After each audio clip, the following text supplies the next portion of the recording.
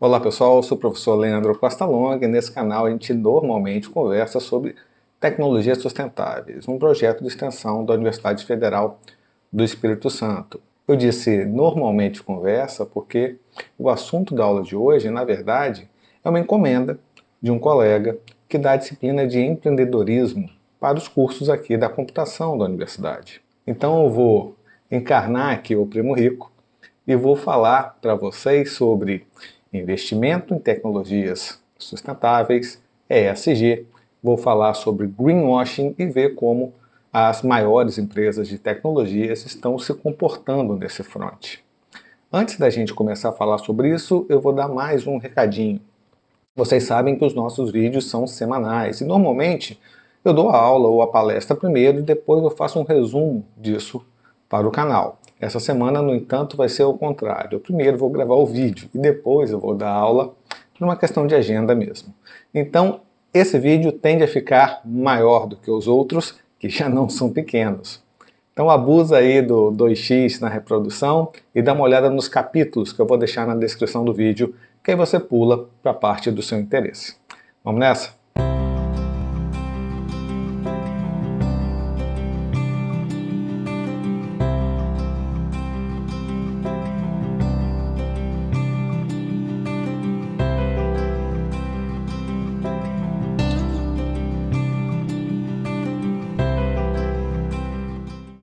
Então, pessoal, como eu disse, o assunto de hoje é ESG. E ESG é uma sigla que significa Environmental, ou seja, meio ambiente, Social, de social, Governance, de governança. Então, é uma sigla que representa como as empresas lidam com questões relacionadas às relações de trabalho, impactos ambientais e regramento no geral, com os vários entes, vários pontos de contato, seja ele um investidor, seja ele o cliente, seja ele o governo.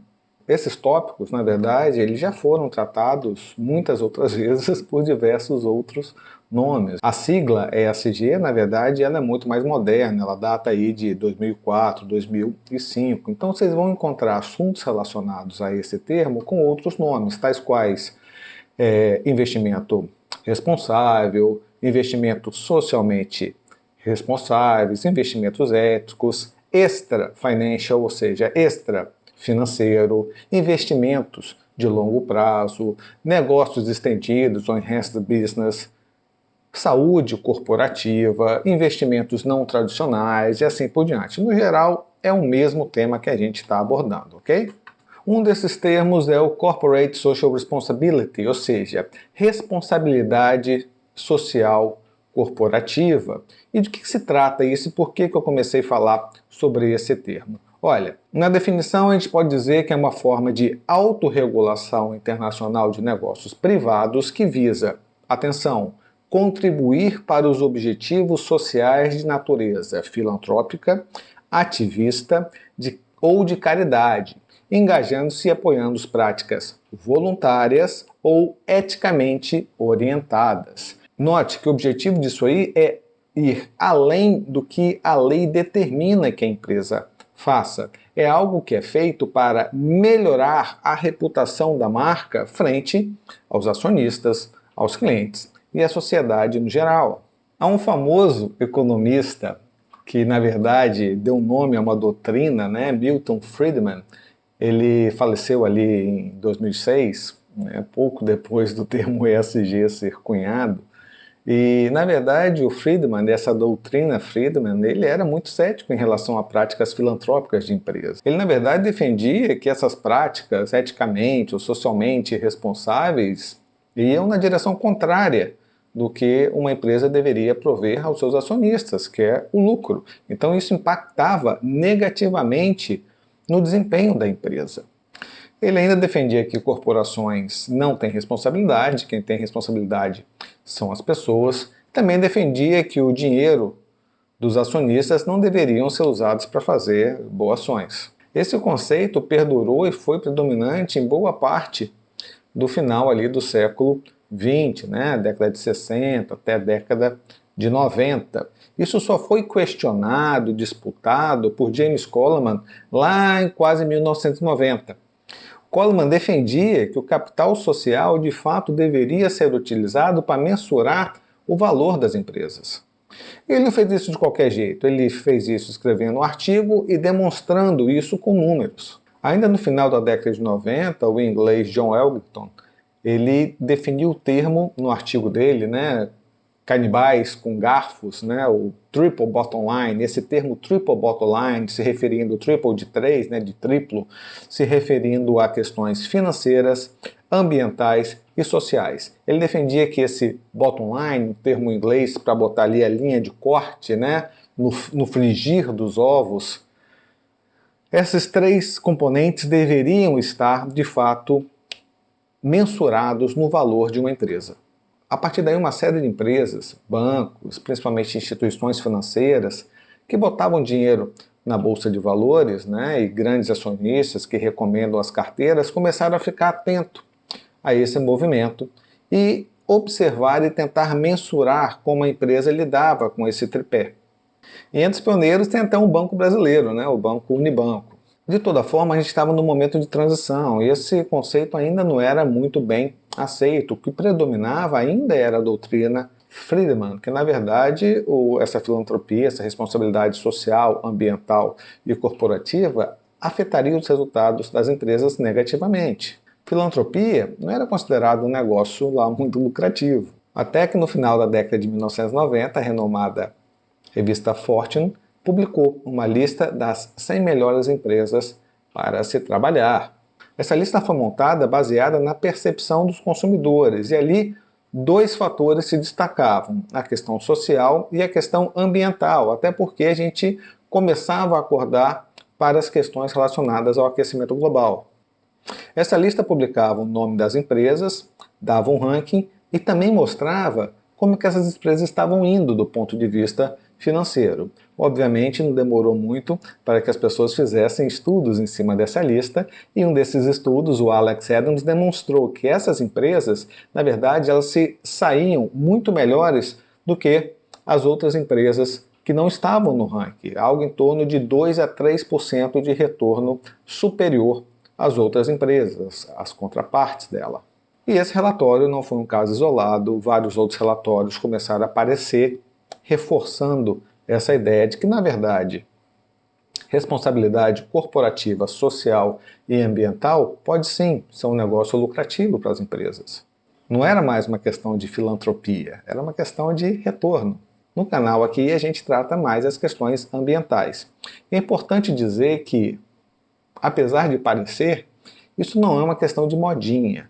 A preocupação ambiental, social e de governança já existe há bastante tempo. Se a gente voltar lá em 1971, a gente vai ver que um grupo de ministros da Igreja Metodista, que tinha bastante recurso e aplicava esses recursos nas bolsas de valores, decidiram retirar toda essa grana do fundo da igreja das empresas que apoiavam ou estavam envolvidas com a guerra do Vietnã. E isso no ano seguinte cunhou o termo de empresas pecadoras, ou ações pecadoras, sin stocks. Em 1977, um importante acontecimento, o reverendo Suleiman, que era um negro que trabalhava no alto escalão da General Motors. A General Motors era a empresa que mais tinha investimentos na África do Sul. Então, Suleiman, que morreu aqui em 2001, dizia: começando pelo seu ambiente de trabalho, eu apertava os parafusos passo a passo e elevava a barra passo a passo. Eventualmente, eu cheguei no ponto onde eu disse às companhias deveriam praticar desobediência civil contra as leis e ameacei a África do Sul. Disse que em 2 anos Mandela deveria estar livre, o apartheid deveria terminar e os negros deveriam ter direito a voto. Caso contrário, eu faria todo esforço para retirar qualquer companhia americana da África do Sul. Foi uma peitada grande no governo e eles conseguiram. Os princípios de Sullivan hoje podem parecer até normais, mas obviamente não eram na África do Sul naquela época do apartheid. Veja quais são. Primeiro, não segregação das raças em todas as instalações de alimentação, conforto e trabalho. práticas de emprego iguais e justas para todos os funcionários, salário igual para todos os funcionários que realizam o mesmo trabalho ou trabalhos compatíveis pelo mesmo período de tempo, iniciação e desenvolvimento de programas de treinamento de preparação em números substanciais, e isso deveria incluir negros e outros não brancos para cargos de supervisão, administração e também técnicos. Aumentar o número de negros e outros não brancos em cargos de gerência e supervisão. Melhorar a qualidade de vida de negros e outros não brancos fora do ambiente de trabalho em áreas como moradia, transporte, escola, recreação, instalações de saúde. E, por fim, o último dos princípios que foi agregado mais tarde, em 1984, que era trabalhar para eliminar leis e costumes que impedem a justiça social, econômica e política. É quase um ato realmente de desobediência civil. Uma coisa é o que é legal e a outra é o que é moral. Muito bem, seguindo com a história, em 1984 começaram a surgir os fundos de investimento sustentáveis. Em 86, o governo passou a lei anti-apartheid, que proibia empresas americanas de colocarem dinheiro na África do Sul enquanto estivessem nesse regime. E também aconteceu, no final dessa década, um despertar sobre os problemas ecológicos causados pela indústria petroquímica e de combustíveis fósseis.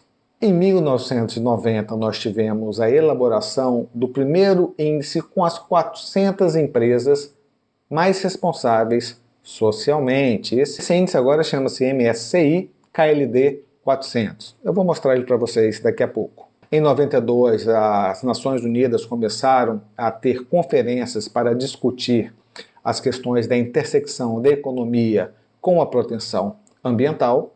Em 94, 26 fundos de investimentos sustentáveis foram criados na ordem de 1,9 trilhões de dólares. Em 1997, líderes mundiais acordaram com o Protocolo de Kyoto. O índice que eu me referi anteriormente é esse aqui. Hoje, os 10 maiores constituintes desse índice são a Microsoft, a Tesla, a Alphabet, A e C, que são o Google, né? Nvidia, Home Depot, Procter & Gamble Company, Visa, Mastercard e a Disney. Então essas são as empresas melhores ranqueadas. Note como há um predomínio de empresas de tecnologia aí, né? As 5 primeiras são do setor de tecnologia. Sobre o Protocolo de Kyoto, para quem não está familiarizado com ele, foi um acordo que os líderes mundiais fizeram para conter as emissões de CO2. Era um acordo com metas voluntárias, onde os países colocavam quais eram as suas metas, para no intervalo de 10 anos conseguir ou não cumpri-las. Claro, países têm características diferentes. Alguns são muito dependentes de combustíveis fósseis, outros têm uma planta industrial muito elevada. Então, não dava para botar a mesma meta para todo mundo. Então, essas metas elas são diferentes. Note que em 2010, esse ranking que está sendo mostrado para vocês mostra como que os países se saíram. Em azul são as emissões que esses países estão atualmente produzindo. Em amarelo era a meta, o que eles gostariam de ter reduzido ou contido. Note que alguns são positivos, enquanto os outros são negativos. Então observe aqui a Nova Zelândia. A Nova Zelândia ela não tinha compromisso nenhum no Protocolo de Kyoto e ela acabou emitindo muito. Já o Canadá, ele tinha um compromisso de reduzir em 6%, e na verdade ele foi na direção contrária. A Espanha, ela tinha um compromisso de não poluir tanto, diminuir o que era previsto. Na verdade, ela explodiu a meta dela, acabou poluindo mais. Portugal aqui merece um destaque. Portugal disse, olha, eu não vou emitir tanto, e de fato ele ainda não emitiu o que ele falou, ele está abaixo, ele cumpriu as metas do Protocolo de Kyoto. Então você vê que o amarelinho está superior ao azul.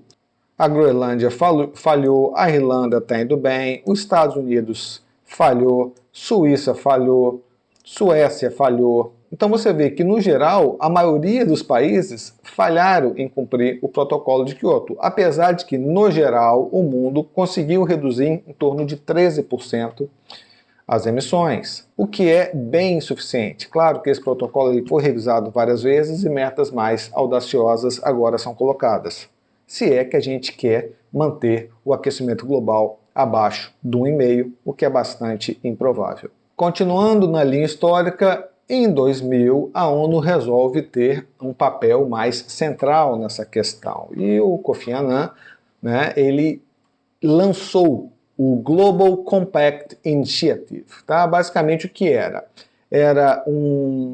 O que era isso? Era basicamente um esforço voluntário, corporativo, que estabelecia uma série de direitos humanos, laborais, ambientais e de anticorrupção. E isso foi elaborado com base lá nos princípios de Sullivan.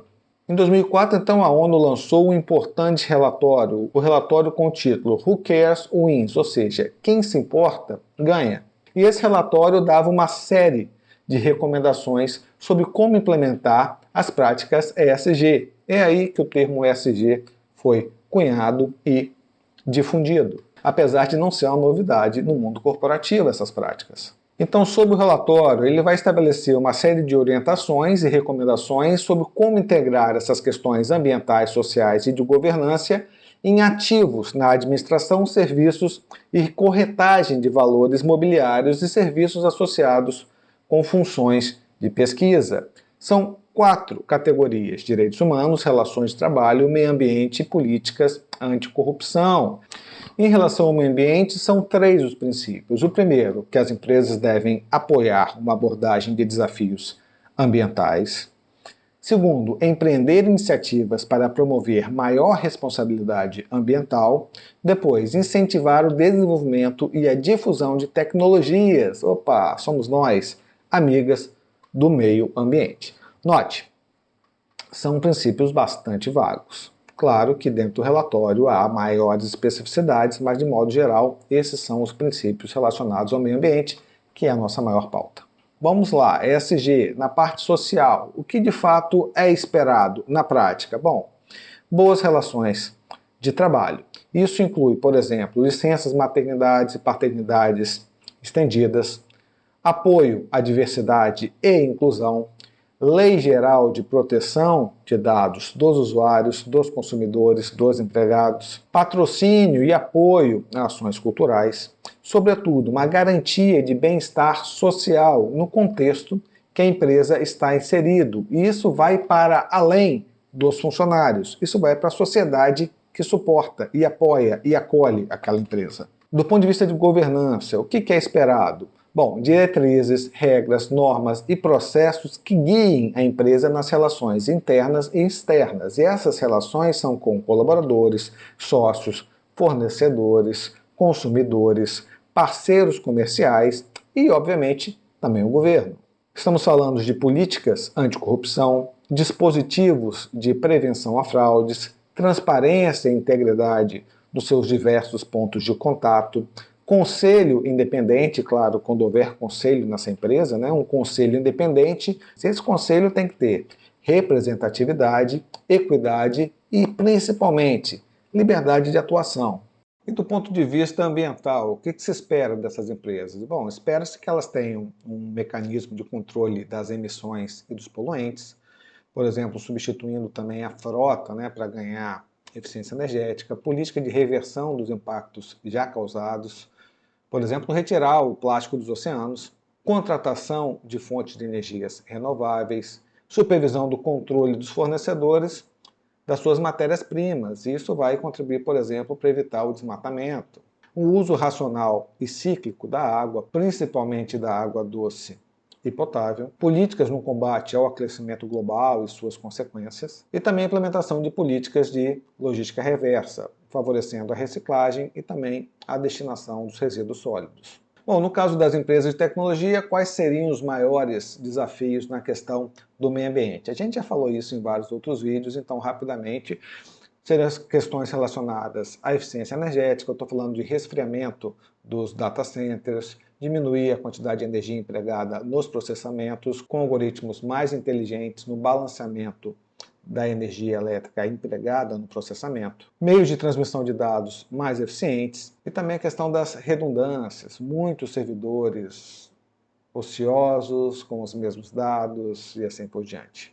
Também tem a questão do lixo eletrônico, a gente tem que incentivar maior uso da logística reversa, da reciclagem e também da destinação dos resíduos sólidos e, por fim, as emissões no processo de manufatura desses novos dispositivos. Continuando o nosso timeline, em 2006, as Nações Unidas definiram então os PRIs, os Principles for Responsible Investment, que eram os princípios para investimentos responsáveis. Mais 60 outros fundos de investimentos responsáveis foram criados e uma instituição grande, a Rockefeller Foundation, entrou de cabeça nessa história e o volume de dinheiro cresceu consideravelmente. Hoje, se você quiser investir em empresas ESG, é bastante fácil. Você pode entrar em uma casa de investimento, por exemplo, aqui a XP, que você vai ter lá à sua disposição uma série de fundos que investem em ESG. Aqui tem alguns exemplos. Você também pode ir na B3, direto na Bolsa de Valores, e escolher um dos ETFs disponíveis. Você tem ETFs ligados a mercados emergentes, ao Brasil, aos Estados Unidos e países desenvolvidos. Por exemplo, no Brasil, as empresas que compõem os fundos de ESG da B3 da carteira recomendada são, vou falar alguns só, tá? O AES Brasil, a Cielo, o Itaú Unibanco, o Rumo S.A., Ambipar, Copel, Kepler, Santander, Americanas, entre outros. Significa que essas empresas adotam práticas socialmente responsáveis? Olha, isso vai depender de como o índice é criado e dos critérios que eles adotam. Veja, um dos ETFs, que é do banco BTG Pactual, adota outras empresas na sua composição de índices. Por exemplo, a Cabrinha, Suzano, Banco do Brasil, Braskem, Telefônica, Itaú e Sul América. Quer dizer, algumas dessas empresas são comuns, outras não. Então há uma divergência entre os índices. E como é que isso é montado? Como é que essas carteiras são montadas? Bom, há uma série de empresas que fazem esses rankings e dão notas ESG para essas empresas. Uma dessas é o S&P B3 Brasil ESG. Você consegue investir nesse índice e vai ter lá uma combinação, uma carteira montada para vocês. Bom, sem dúvida, do ponto de vista da responsabilidade social, faria mais sentido você investir nessas empresas do que, por exemplo, em indústrias petroquímicas ou de energia fóssil. Por exemplo, o Banco do Brasil, em um desses índices, eles têm um score de 87 de 100. Então parece que essa empresa ela está muito bem posicionada. Ela tem uma disponibilidade de dados considerada bastante alta. Na verdade, o Banco do Brasil foi das empresas convidadas para participar do relatório lá de Who Care Wins. Então isso aí não é surpresa. Bom, como é que esses índices funcionam? E é muito importante entender isso. As empresas que criam os índices entram em contato com as outras solicitando uma série de informações. Claro que há uma lista de exclusão. Então, por exemplo, setores de armas, tabaco e combustíveis fósseis não entram, por questões óbvias, no ranking ESG. Esses dados, eles são qualitativos, não são dados financeiros. Então é difícil você quantificar isso em termos monetários. Uma dessas empresas, a ESG Analytics, por exemplo, ela utiliza inteligência artificial para avaliar essas empresas e o seu compromisso com o ESG. Como que ela faz isso? Ela faz isso cruzando dados de terceiros. E muitos analistas acreditam que essa é a única forma de fazer mesmo, é através de algoritmos, que vai construir esses índices, levando em considerações padrões ISO e a verificação de dados terceiros. E, meus amigos, aonde tem dinheiro, aonde tem um ranking dizendo onde você deve investir nesses princípios, haverá fraude. E é sobre esse outro tema que eu quero falar com vocês. O greenwashing, ou greenwashing, que é basicamente... Por que esse termo greenwashing? Pega uma roupa verde, coloca com um monte de roupa branca na máquina de lavar, que você vai ver que essas roupas brancas vão ficar todas uma tonalidade esverdeada. Então é basicamente você tentar enganar o consumidor, você pintar a sua empresa como sendo uma empresa responsável ambientalmente, sendo que, na verdade, você só fez uma maquiagem. Então isso tem a ver com as estratégias de marketing, em capitalizar em cima da percepção dos seus consumidores. Isso é muito ruim, isso é ruim porque queima o filme, traz um descrédito a toda a indústria ambiental, que não é uma questão de ideologia política, deveria ser uma questão de todos os partidos. Afinal de contas, nós estamos falando do futuro da humanidade, estamos falando do futuro do planeta e para os nossos filhos. Isso deve ser tratado cientificamente com muita responsabilidade. Isso só acontece porque a gente tem uma regulação muito ineficaz. Eu vou mostrar para vocês aqui alguns truques que a indústria adota para deixar os seus produtos mais verdes. O primeiro dele é fazer escolha seletiva. Então, basicamente, ele vai selecionar um conjunto de critérios que, obviamente, é benéfico ao produto dele e vai reportar ao mundo quão bonzinho ele é. Existem vários casos desses. Por exemplo, se você utiliza madeira de reflorestamento para fazer papel, você vai dizer e valorizar muito essa iniciativa, que é uma boa iniciativa, mas não é o ciclo completo. Você tem a questão do cloro, onde é que você vai descartar a água, toda a poluição causada dos outros aspectos da produção do papel, que você simplesmente esconde. Isso aí acontece também com os veículos elétricos, gente. Produzir uma bateria de íons de lítio é extremamente poluente. No Brasil, por exemplo, não compensa você ter carros elétricos nesse momento. É muito melhor você abastecer com etanol, que você tem um produto muito mais limpo. O segundo aspecto é a questão da falta de prova ou fontes de verificação. Normalmente há uma alegação ambiental que não é fundamentada e você não tem como ir atrás disso. Por exemplo, os papéis higiênicos aí feitos com papel reciclado. Mas como é que a gente consegue verificar esse tipo de informação?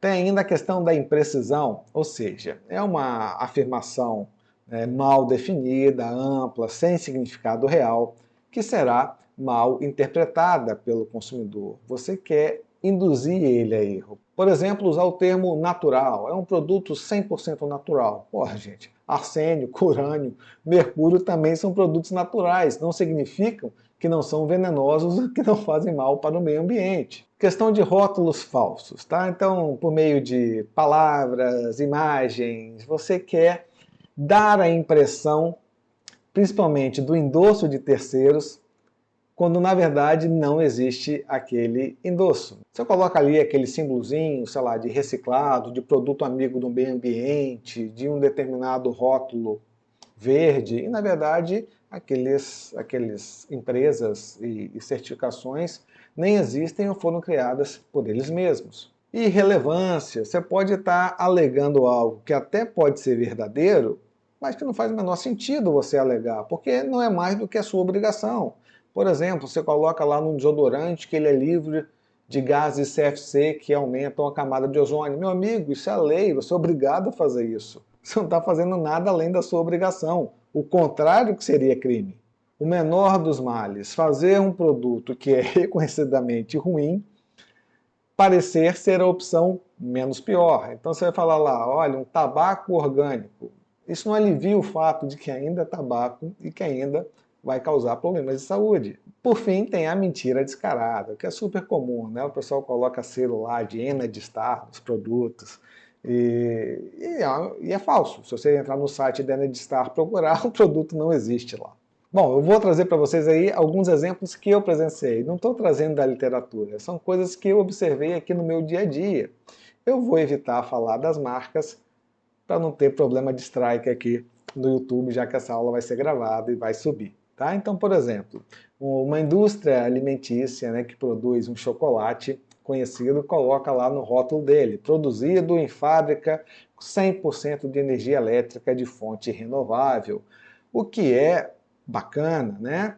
Você vai lá no site da empresa e você percebe que a política de sustentabilidade no site da empresa diz, olha, essa empresa tem sido constantemente listada em um índice chamado FTSE Good Index desde 2011 e ela tem uma nota ESG de 4,9 que vai até 5, tá?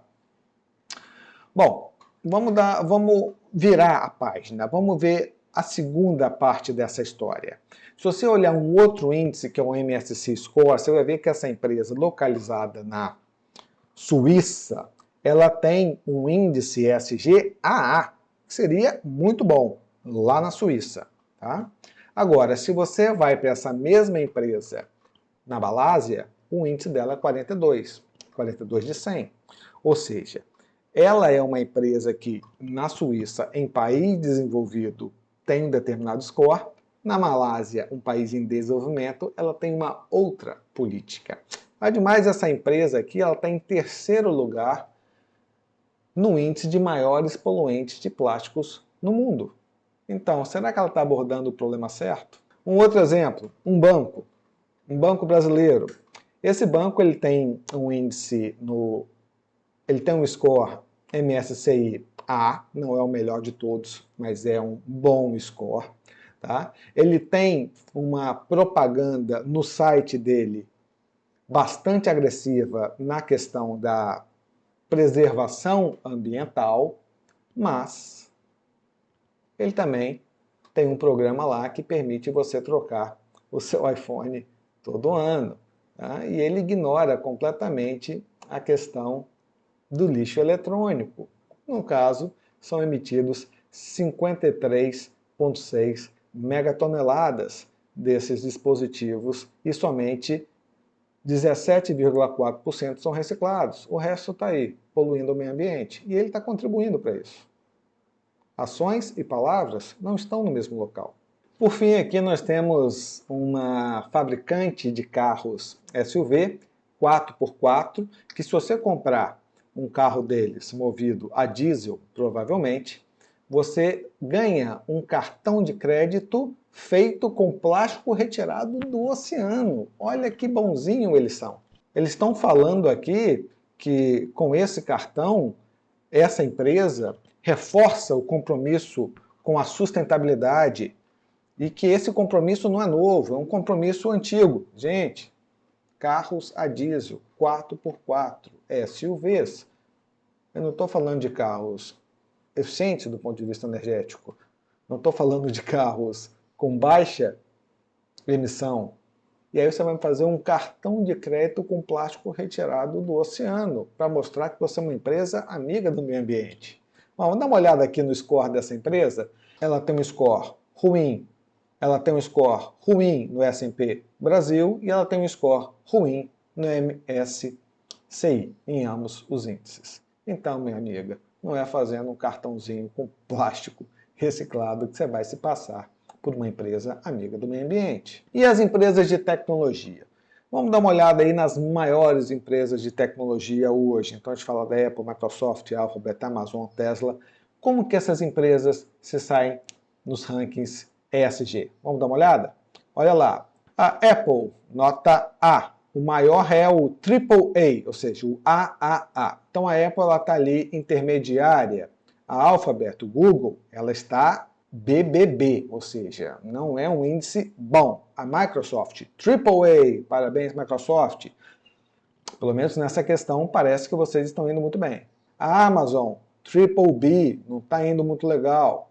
A Tesla, A, tem muito que melhorar. Uma empresa que veio para contribuir com os veículos elétricos para uma mudança na forma de locomoção. Tem que melhorar. TSM, que é uma empresa que a gente não conhece muito. Taiwan Semiconductor Manufacturing, AAA, legal, parabéns.